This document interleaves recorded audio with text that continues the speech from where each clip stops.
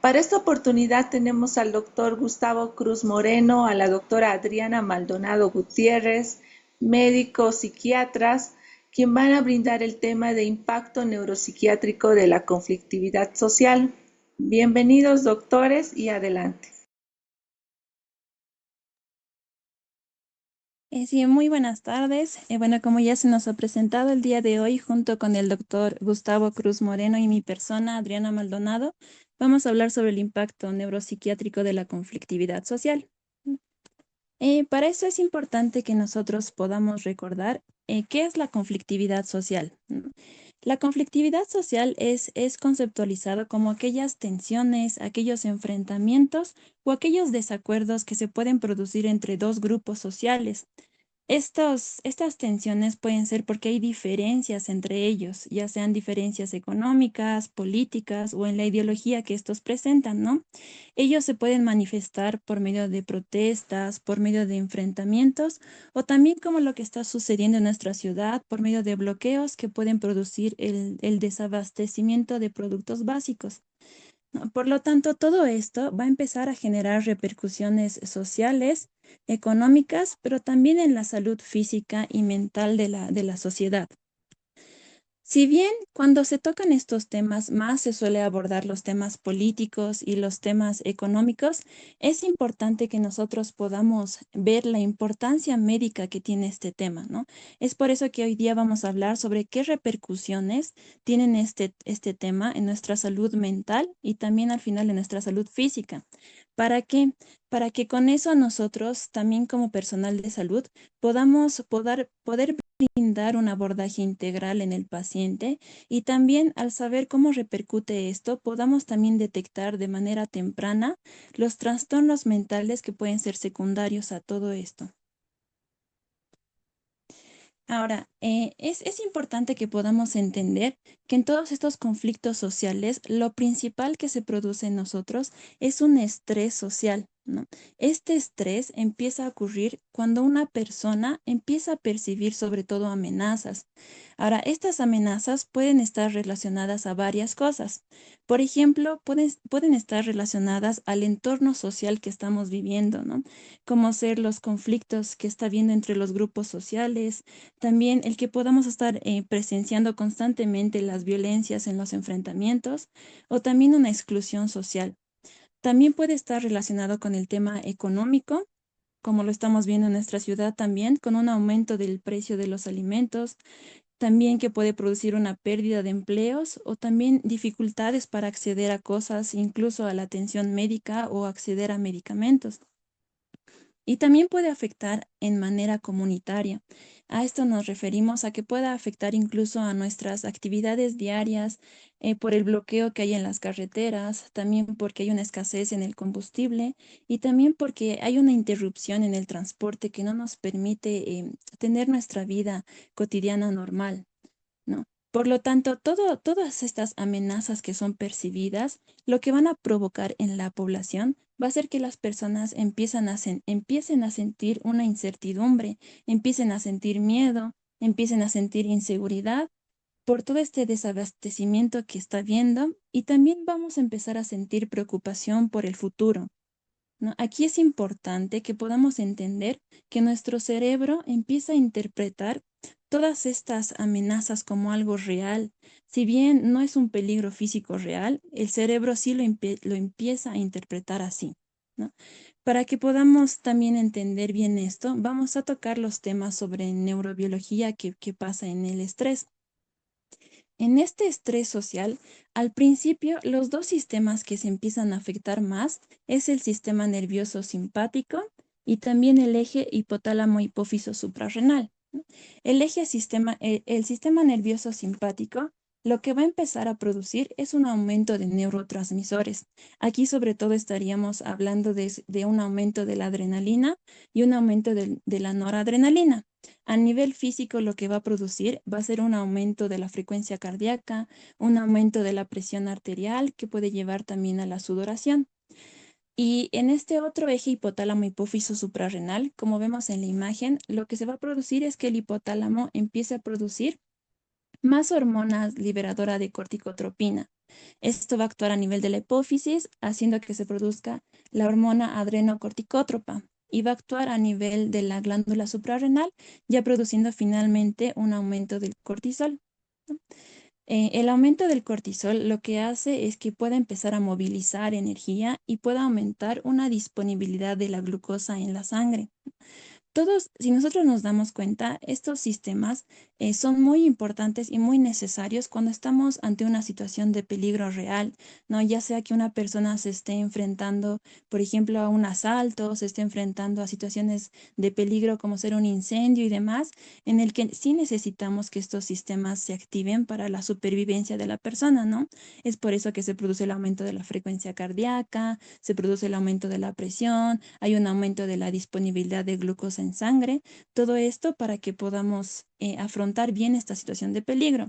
Sin embargo, cuando estos sistemas se empiezan a activar por mucho tiempo, ya sean días o semanas, como lo que está produciendo ahora por estos conflictos sociales, este estado de alerta constante que se produce ya deja de ser algo fisiológico y se vuelve en algo ya no saludable para nuestro cuerpo, ¿no? La persona puede empezar a tener un aumento del consumo de oxígeno en el corazón, puede empezar a sentir insomnio, va a estar en un estado de hipervigilancia constante, se va a empezar a sentir irritable, va a empezar a sentir fatiga física y mental de manera constante.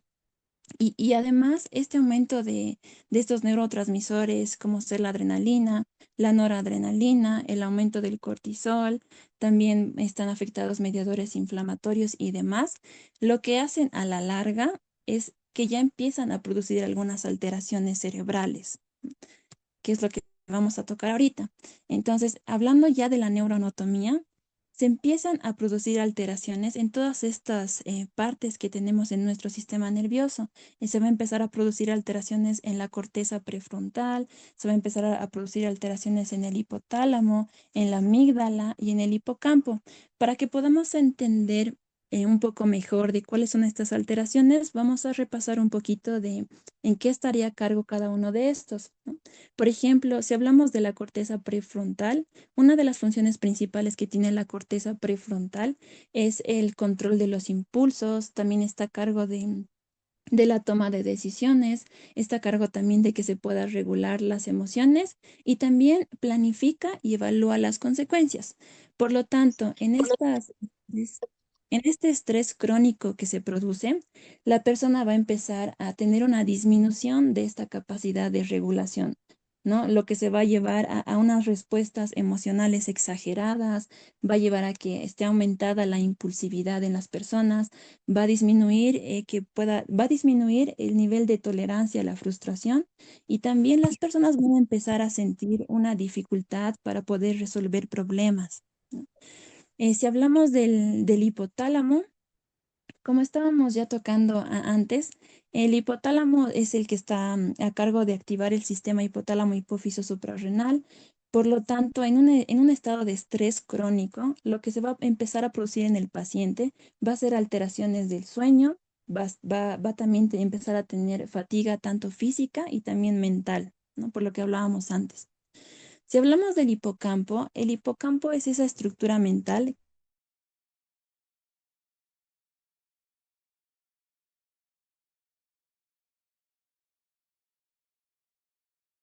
estás al estrés. Por lo tanto, en personas con un estrés crónico, lo que van a empezar a sentir van a ser problemas en la memoria, van a empezar a tener una dificultad para poder concentrarse y también van a tener una menor capacidad de poder procesar información nueva, ¿no? Ahora, hablando de la amígdala está a cargo de poder detectar amenazas ante estímulos emocionales. También está a cargo de poder generar respuestas ante el miedo, ante la ansiedad y también ante un estado de alerta y se activa la respuesta al estrés, ¿no? En un estado de estrés crónico, el paciente va a estar con la amígdala hiperreactiva. Por lo tanto, el paciente va a estar en una hipervigilancia constante, va a tener una sensación constante de peligro, va a empezar a sentir ansiedad, se va a sentir irritable, ¿no?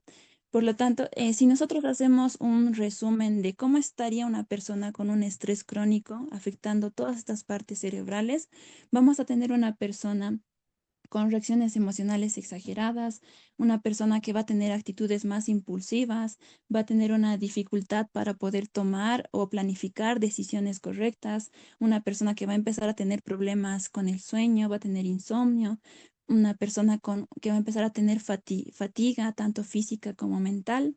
Vamos a ver una disminución en el rendimiento, ya sea escolar o en el rendimiento laboral, va a empezar a sentir que tiene olvidos, se va a empezar a sentir distraída y también va a ser una persona que se va a sentir constantemente en una sensación de peligro, ¿no? Estas personas nos refieren constantemente que sienten como si algo malo le fuera a pasar todo el tiempo, ¿no?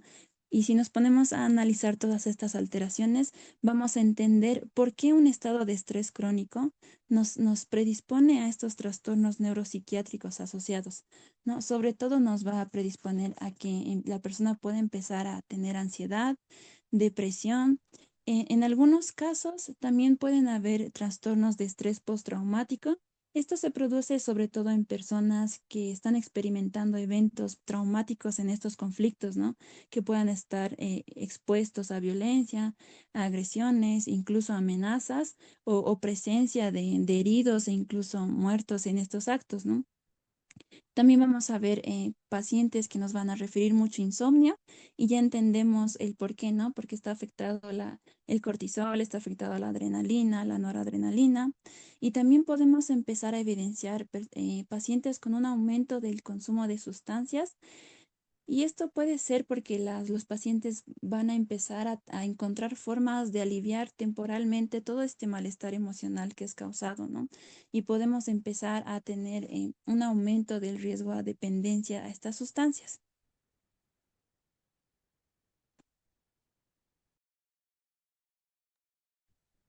Bueno, continuando, ¿cuál es el impacto en poblaciones vulnerables? Vamos a tener aquí cuatro tipos de personas o sea, de grupos vulnerables que va a existir.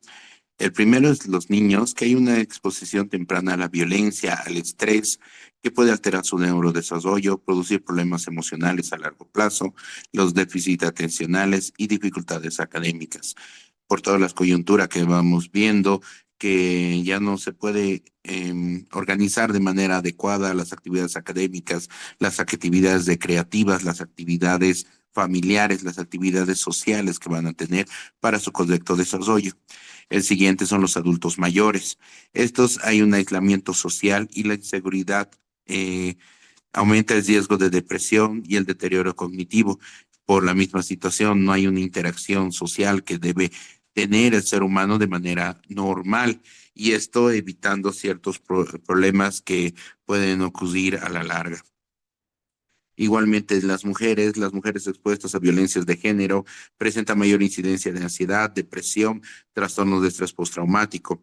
Em, por la misma situación, hay películas que muestran esta realidad, como las mujeres bajo unas situaciones de estrés, de extremado estrés, ya llegan a tener cambios hasta fisiológicos en la parte de los ciclos menstruales y pueden desarrollar algún otro tipo de malformaciones y podrían quedar embarazadas y demás.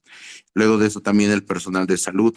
Esto hemos visto sobre todo en el COVID, tenemos una experiencia en este tema, cómo el estrés crónico laboral puede ocasionar el síndrome de burnout, el trauma en el trabajo, el agotamiento emocional y la fatiga por compasión. Siguiente. Las manifestaciones clínicas en atención primaria, ¿qué es lo que tenemos que ver especialmente en este tema? Bueno, en medicina general tenemos que ver esta parte del sufrimiento, que frecuentemente se manifiesta mediante síntomas físicos, los síntomas generales de la ansiedad, la idea de preocupación constante que no se pueden controlar, la sensación de que algo malo nos va a pasar, una sensación de desesperación, de angustia, de miedo. Esa parte que nos va a ir desarrollando, o también ver el tema de violencia, si es que no hay el aislamiento social que vamos a tener. Las manifestaciones clínicas, o sea, las manifestaciones orgánicas, como si decimos, pueden ser el tema de cefaleas tensionales, son esas cefaleas que sobre todo, bueno, se ven en la parte de la nuca, de la parte occipital, la parte del cuello, esos dolores incómodos como si fuera una presión. Además, los dolores abdominales que no son de manera funcional, la gastritis, la fatiga crónica, palpitaciones, dolores musculoesqueléticos, insomnio, mareos, los trastornos gastrointestinales y muchas veces de estos síntomas corresponden a una somatización del estrés emocional. Vamos viendo que no solo este estrés, esta ansiedad, no solo va a afectar a nuestro pensamiento, también nos va a afectar como personas a la parte orgánica. Siguiente. ¿Cuáles son las consecuencias sociales y neuropsiquiátricas? La conflictividad social genera importantes consecuencias individuales, colectivas, el incremento de la violencia interpersonal. Muchas veces hemos visto este tema en el tema de la pandemia, donde a veces estás mucho tiempo ahí con tu agresor, con otras personas que te pueden agredir o hasta el mismo círculo de que te sientes incómodo estar juntos. Los índices, por ejemplo, en la pandemia, los índices de divorcios han aumentado bastante, ha habido varias consecuencias y esas consecuencias también estamos viendo ahora en la consulta, porque hay personas que vienen con trastornos de ansiedad, trastornos depresivos de larga data, trastornos de consumo de drogas, ya que en la pandemia no había una regulación y había, como dice vulgarmente, había que buscar algo para hacer. Y además, el mismo hecho de que no nos va a afectar solo a nivel personal, a nivel social, a nivel familiar, a nivel académico. Hay un fracaso académico por las situaciones de aislamiento. No es lo mismo y no se aprovecha de la misma manera clases a nivel virtual, a nivel, o sea, a distancia que clases presenciales, ya que todo puede llegar a influir. No somos seres que directamente nos podemos sentar frente a una pantalla y mantenernos ahí concentrados sin poder interactuar, hasta el mismo hecho de caminar, el compromiso que vamos a tener, el deterioro, y eso causa un deterioro laboral, un aumento de los trastornos mentales y además la cronificación a nivel psiquiátrico. Rol del médico general. El médico general cumple un papel esencial en la identificación temprana del sufrimiento. Debe detectar ciertos síntomas emocionales, como hemos mencionado, reconocer los factores psicosociales de riesgo que vamos teniendo. No solo es el tema de la atención directa de síntomas, sino también todo el entorno que nos puede llegar a cubrir, ya sea la parte de cultural, emocional, que bueno, antes había políticas sobre la misma, entonces, y además cómo se va desarrollando esto y cómo uno lo va sintiendo de manera diferente. La evaluación del riesgo suicida, la identificación del trauma, evitar la sobremedicación innecesaria, ya que muchas veces por estos temas es la clásica que nos dicen, vengo, estoy nerviosa, me voy a tomar un relajante muscular, y ahí también vamos creando ciertas adicciones, ya que no buscan ayuda profesional como tal. El acceso oportuno que debería existir para cada una de las personas que necesitamos. Y bueno, realizar la derivación oportuna. No, a veces el tema de decir vaya a psiquiatra da mucho miedo, en general hasta es mal visto. Entonces, a veces por las situaciones, la coyuntura que han logrado, poder empezar con un tema de derivación tal vez a psicología y luego posteriormente ya ver una atención integral que ya es mucho más accesible porque van conociendo este tema. La prevención y el abordaje, bueno, tenemos que ver principalmente estrategias que incluyan la psicoeducación de lo que está pasando alrededor de nosotros, alrededor de las personas, el fortalecimiento de las redes familiares, las relaciones que existen entre una y otra persona, muchas veces, y eso de entender, la familia no es que tiene que estar obligatoriamente todos, a veces solo necesita un papá, una mamá, un abuelo, una abuela, un tío, que hay que fortalecer esa parte.